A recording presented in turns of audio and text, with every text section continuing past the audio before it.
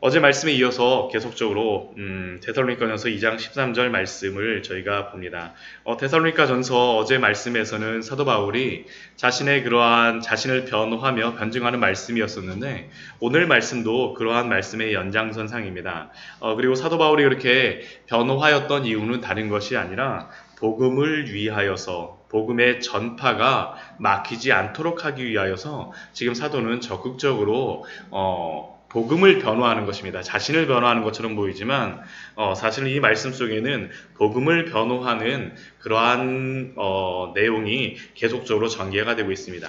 그렇다면 이렇게 사도 바울이 복음을 데살로니가 교회에 전하였을 때 어떤 일이 벌어졌을까요?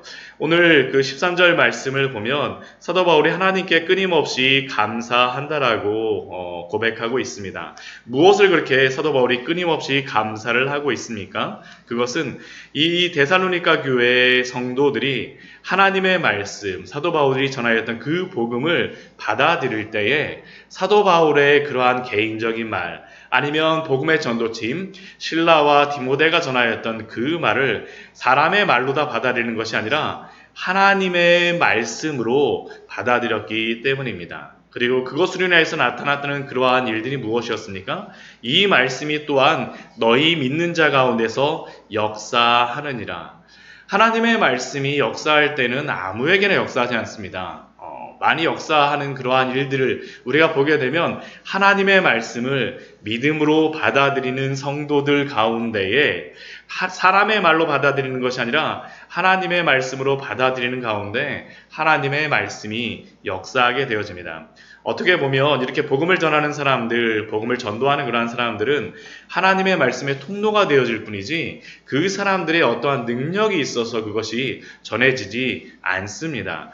이러한 예를 우리가 볼 수 있는 그러한 것이 무엇이 있을까요? 우리 그 사무엘상 1장 말씀을 보게 되면 한나가 하나님의 말씀을 어떻게 받아들였는지를 저희가 볼 수 있습니다. 저희 사무엘상 말씀을 저희가 한번 보도록 할까요? 3상 우리 말씀을 보게 되면 사무엘상 3이라고 되어 있습니다.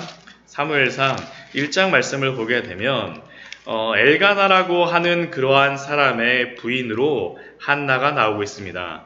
근데 이 한나라고 하는 이 사람은 어떠한 여인입니까? 자식이 없는 여인이었었고, 그리고 또한 우리 1장 말씀을 쭉 읽어보게 되면 그녀는 자식이 없었기 때문에 하나님의 그러한 장막이 있었던 가나안 땅에 들어가고 나서 실로라고 하는 곳에 먼저 장막이 쳐졌었는데 그 실로에 해마다 이스라엘 백성들이 가는 것처럼 이 엘가나와 그의 아내였던 그 한나가 가서 하나님 앞에 예배 드리는 중에 한나가 하나님 앞에 굉장히 열정적으로 기도를 합니다. 우리 사무엘상 1장 12절 말씀, 우리 12절 말씀을 보게 되면 우리 12절 말씀을 우리 같이 한번 읽어보도록 하겠습니다. 그가 여호와 앞에 오래 기도하는 동안에 엘리가 그의 입을 주목한즉 한나가 지금 여호와 하나님 앞에서 그 회막이 있는 그 주변에서 이렇게 굉장히 열심히 기도할 수 있는 공간에서 기도하고 있는 겁니다. 근데 이 엘리라고 하는 이 사람은 누구냐 하면 이 회막을 지켰던 그때의 대제사장입니다. 그의 아들들이 또한 이 회막, 성막을 지켰던 그러한 아들들이었었는데 근데 이 엘리 같은 경우는 어떤 사람이냐 하면 그 굉장히 하나님께 사로잡힌 그러한 사람이 아니라 나이도 들고 하나님의 그러한 노회한 그러한 목회자로서 그러한 제사장으로서 여기에 나오고 있습니다. 엘리 시대에는 하나님의 영이 쉽게 보이지 않았다라고 나오는 것으로 말미암아 엘리 대제사장 같은 경우에는 하나님에 대한 그러한 무능력한 그러한 사람이었다라고 저희가 볼 수 있습니다. 그런데 이 엘리가 그래서 그런가 한나가 이렇게 열심히 기도함에도 불구하고 그 무엇이라고 이야기하냐면 13절 14절 말씀을 같이 한번 읽어보도록 하겠습니다. 한나가 속으로 말하매 입술만 움직이고 음성은 들리지 아니하므로 엘리는 그가 취한 줄로 생각한지라. 엘리가 그에게 이르되 내가 언제까지 취하여 있겠느냐 포도주를 끊으라 하니. 만약 교회 와서 이렇게 열심히 기도를 하고 있는데 이렇게 한번 목사님이 제가 만약 이렇게 한다면 굉장히 서운할 겁니다. 굉장히 서운할 거예요. 기도하고 있는 모습과 술이 취하여서 이렇게 입만 움직이는 모습을 구분하지 못하였던 이 엘리 선지자. 그러나 그 대제사장, 그러나 이러한 엘리 대제사장에도 불구하고 포도주를 끊으라고 이야기하였던 이러한 엘리 대제사장의 말을 들었음에도 불구하고 한나가 15절 말씀에서 이렇게 고백합니다. 우리 15절 말씀도 같이 읽겠습니다. 한나가 대답하여 이르되 내 주여 그렇지 아니하니이다. 나는 마음이 슬픈 여자라. 포도주나 독주를 마신 것이 아니요 여호와 앞에 내 심정을 통한 것뿐이오니. 자신의 그러한 마음을 정확하게 이야기하죠. 그러자 엘리가 거기에 대해서 오해하였음에 대해서 알고 나서 17절 말씀에 엘리가 대답하여 이르되 평안히 가라. 이스라엘의 하나님이 내가 기도하여 구한 것을 허락하시기를 원하노라 하니. 엘리가 이러한 무능력하고 기도하고 있는지 잘 알지도 못하는 그러한 사람이었음에도 불구하고 엘리가 그 한나를 축복해 주었습니다. 그때 이 한나의 반응이 무엇이냐 하면 우리 18절 말씀 같이 읽겠습니다. 이르되 당신의 여종이 당신께 은혜 있기를 원하나이다 하고 가서 먹고 얼굴에 다시는 근심 빛이 없더라. 이러한 오해가 있었음에도 불구하고 어떻게 보면 부족한 그러한 제사장의 모습임에도 불구하고 이러한 축복을 한나가 믿음으로 받아들이게 되죠. 그러고 나서 태어난 아들이 누구였습니까? 사무엘입니다. 사무엘. 이스라엘에서 가장 훌륭한 선지자이자 이스라엘이 시작할 수 있도록 사울과 다윗에게 기름을 부었던 선지자가 바로 사무엘이었습니다. 비록 그러한 엘리 선지자의 부족함에도 불구하고 하나님의 말씀을 사람의 말로 받아들이는 것이 아니라 하나님의 말씀으로 받아들였을 때 하나님이 그 한나의 마음속에서 역사하시고 사무엘을 그에게 주셨던 것입니다. 오늘 바로 우리 13절 말씀이 그것입니다. 사도 바울이 전하였던 그 하나님의 복음을 사람의 말로 받지 아니하고 하나님의 말씀으로 받아들임으로 말미암아 그 데살로니가 교회 성도들은 그 말씀이 그 교회 안에서 역사하는 힘이 있었죠. 역사하는 힘들. 그러므로 말미암아 드러났던 것이 무엇입니까? 고난을 이기는 힘을 그 데살로니가 교회 성도들은 갖게 되어졌습니다. 14절 말씀을 보게 되면 예수 안에서 유대에 있는 하나님의 교회들을 본받은 자 되었다라고 데살로니가 교회를 사도 바울이 이야기합니다. 유대에 있는 하나님의 교회들을 본받은 자, 그 신앙의 모습을 본받은 것 같지만 그렇지 않습니다. 이들이 본받은 것은 무엇이었었냐면 고난을 본받았습니다. 고난을 본받았습니다.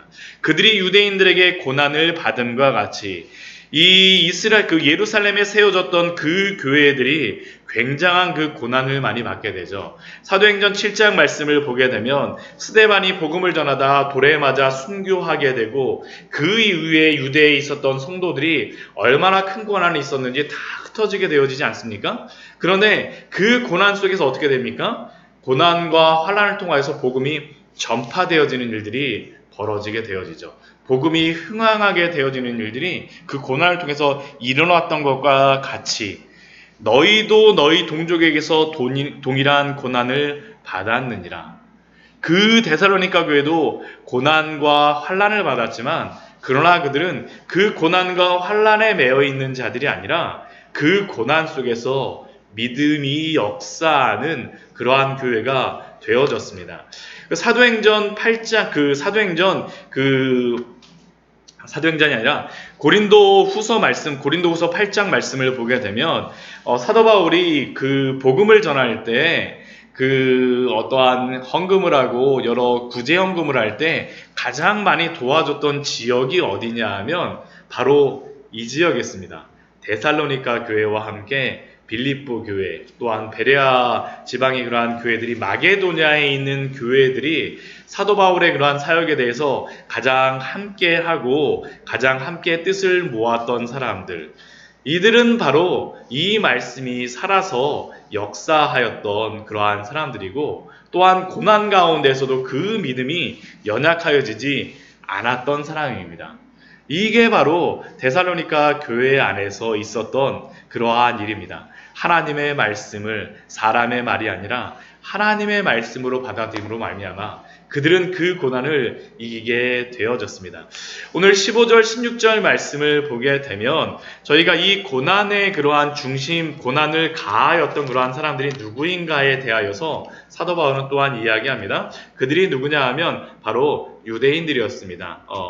우리 14절 말씀에서는 너희가 동족에게서 동일한 고난을 받았다라고 이야기하였지만 사도행전 17장 말씀을 보게 되면 이들이 이렇게 고난을 받게 되었던 그 시작이 되어졌던 사람들은 바로 유대인들이었습니다.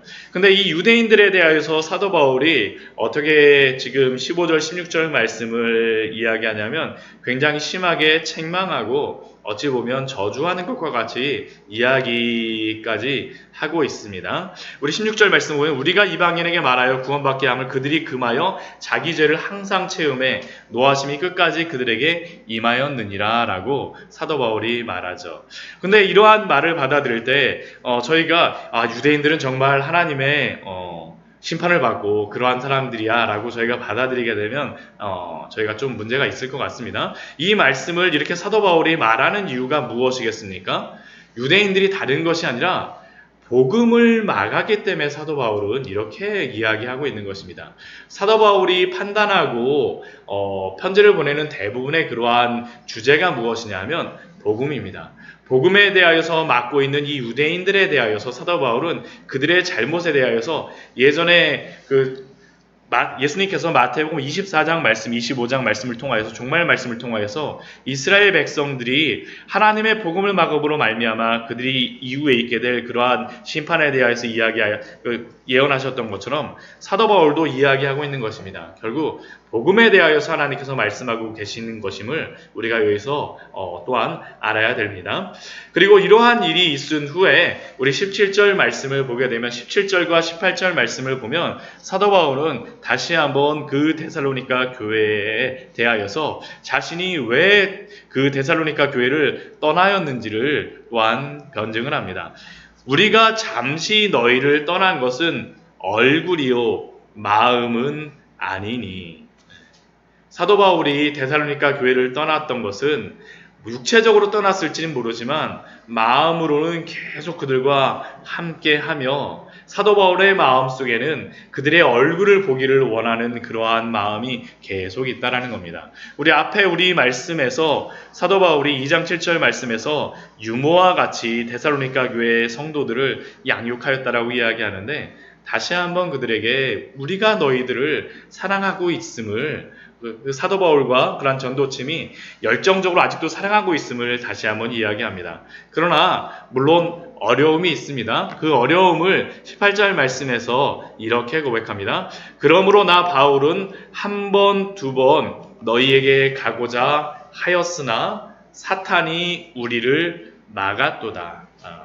사도 바울이 데살로니가 교회에 한 2번 정도 몇 번 이렇게 다시 한번 가기를 시도하였으나 사탄이 사도 바울을 막았다라고 지금 이야기합니다. 여기서 사탄이 어떻게 사도 바울을 막았는지는 저희가 명확하게 알 수는 없습니다. 이것이 도대체 뭐지? 이걸 가지고 연구한다라고 나오진 않습니다. 그러나 분명한 것은 무엇이냐 하면 사도 바울이 이렇게 데살로니가 교회에 가는 것을 막는 그러한 일들이 있었다라는 겁니다. 사도행전 말씀 17장, 16장, 17장, 18장 말씀을 보게 되면 마게도냐에서 사도 바울이 복음을 전하였던 그러한 모습들이 나오는데 굉장히 마음속에 고난도 많고 여러 가지 고민도 많았다라고 이야기하는데 아마 그 주변에 핍박과 환난 가운데에서 여러 가지 고난이 있어서 사도 바울이 못 갔던 것을 아마 이야기하는 있는 것 같습니다. 그러나 그럼에도 불구하고 19절과 20절 말씀에 보게 되면 사도 바울이 그 자신의 기쁨과 즐거움이 무엇인지를 고백합니다. 그 기쁨과 즐거움이 무엇이겠습니까? 우리 19절 말씀 같이 한번 읽어볼까요? 우리의 소망이나 기쁨이나 자랑의 면류관이 무엇이냐? 그가 강림하실 때 우리 주 예수 앞에 너희가 아니냐? 보통 사도 바울은 자신의 소망이나 기쁨이나 이러한 자랑을 무엇으로 이야기합니까? 예수 그리스도의 십자가와 복음으로 말씀하는데 지금 19절 말씀에서는 사도 바울의 소망이나 기쁨이나 자랑의 면류관을 무엇으로 말하고 있습니까? 우리 주 예수 앞에서 너희가 아니냐라고 이야기합니다. 그러니까 데살로니가 교회 성도들이 바로 소망과 기쁨과 자랑의 면류관이라고 고백하고 있습니다. 왜 이렇게 고백하겠습니까? 바로 이 데살로니가 교회 성도들이 복음이 전해짐으로 말미암아 나타났던 열매이기 때문입니다. 열매. 우리가 하나님 앞에서 설 때 바로 그렇게 되겠죠. 예수 그리스도가 재림하실 때, 강림하실 때 우리의 열매도 아마 그럴 것입니다. 우리가 한 영혼을 사랑하고 섬김으로 말미암아 또 교회를 잘 세움으로 말미암아 하나님은 우리가 이 땅에서 돈을 많이 벌고 명예를 많이 세우고 무엇인가를 많이 하였던 것이 아니라 우리의 신앙 가운데에서 이루었던 그러한 열매들, 믿음의 역사, 우리 데살로니가 우리 전서 우리 1장 말씀에서 우리 이야기했죠.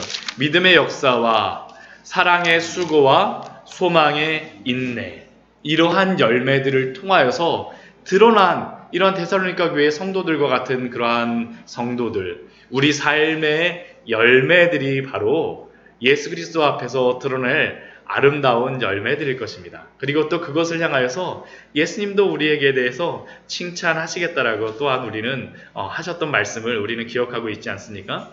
너희는 우리의 영광이요 기쁨이니라. 우리의 소망과 기쁨은 다른 것이 아니라 주 예수 그리스도를 통하여서 우리에게 주신 그 복음이 우리의 참된 영광이요 기쁨이며 또한 주 예수 그리스도를 통하여서 주셨던 그 복음이 우리를 통하여서 전파됨으로 말미암아 드러난 또한 그러한 보여지는 그러한 열매들이 우리의 소망이요 기쁨임을 알고 또한 이 세상 속에서 다른 것을 우리가 남기기보다는 이러한 복음의 열매들을 남기는 귀한 우리 성도님들 되시기를 축원합니다. 우리 같이 기도하도록 하겠습니다.